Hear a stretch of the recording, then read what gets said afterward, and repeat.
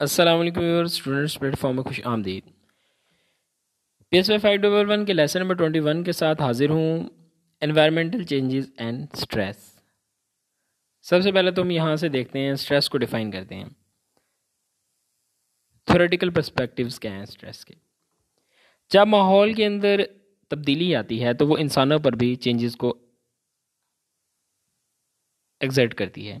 ये चीज़ स्ट्रेस पैदा करती है। कह रहे हैं कि response based definition on stress के क्या डेफिनेशन है कि हम स्ट्रेस को बॉडी के मुख्तलिफ रिस्पॉन्स की शक्ल में जान सकते हैं।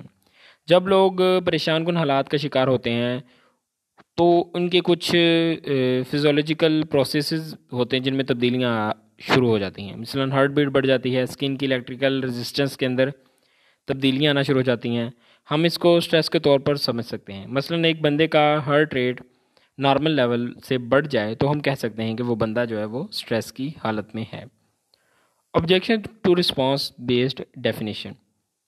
इंसानों की बॉडी के रिस्पॉन्स मुख्तलिफ सिचुएशन में तब्दील होते रहते हैं। अगर आप बहुत ज़्यादा गुस्से में हैं या बहुत ज़्यादा खुशी में हैं तो ज़्यादातर आपकी बॉडी के रिस्पॉन्सेज एक जैसे होते हैं। मसलन हार्ट बीट तेज़ हो जाती है तो हम कह सकते हैं कि स्ट्रेस खुशी और गुस्से के कंडीशंस में ज़्यादा फ़र्क नहीं कर सकती। Stimulus based definition of stress.